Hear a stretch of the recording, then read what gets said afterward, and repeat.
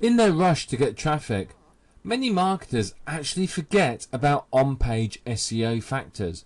They're in too much of a hurry to get themselves ranking in the search engines, not realizing that the on-page factors actually make a significant difference in your rankings.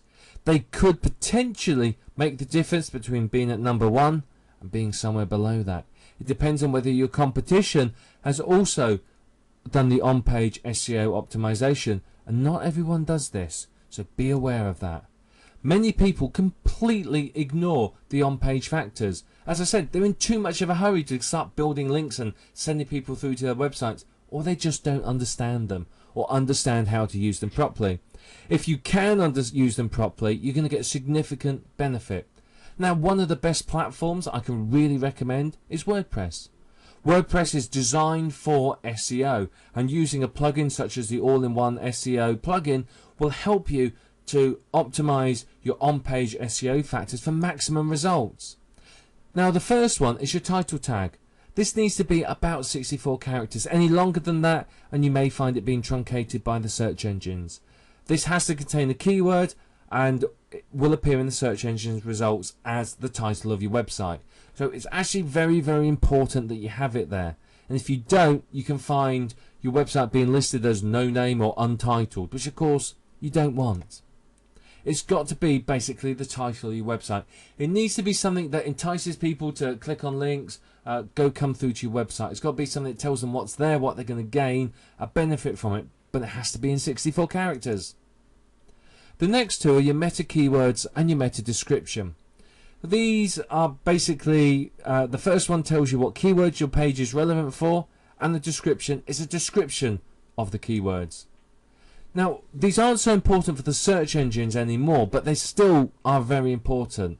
They are very important for AdSense, and if you find that your AdSense ads aren't very targeted, then have a look at your keywords and your description, and they're probably not set or not relevant. So make sure you use them. Your meta description needs to be around about 150 characters.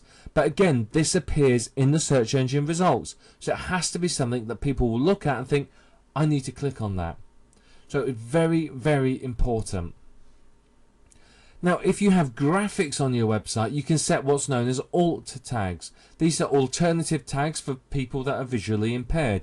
They're basically descriptions of the picture. So you can put a keyword in there. Don't put too many keywords, just put one keyword and then the words graphic, image, picture, display or something like that. But what you can do is also make sure your picture is named with your keyword in it. But don't fill your entire page with alt tags with one keyword in it. Vary the keyword. Have it just 2 or 3 alt tags per keyword. But if you do this and you add the graphic image picture on, it's not going to raise any red flags. But what you'll find is your pictures will rank in the search engine results as well, which bring you more traffic. But remember, don't do more than 2 or 3 for each keyword, because if you do, you may well end up getting accused of spamming and may lose search engine results. The next on-page factor is use a header 1 tag, the H1 tag, with your keyword in it. This is big letters at the top of the page. Make sure your keyword's in it, because again, that says this site is relevant for that keyword. Then you have to use your keywords in your site. Don't go crazy and stuff them in every other word. You want, maybe 3 to 5% of the maximum of keywords, but you have to make sure you use other keywords as well. LSI, latent semantic indexing. So you need to use related keywords. So if you're writing about barbecues, expect to use words such as grill, sauce, cooking, griddle, and so on and so forth.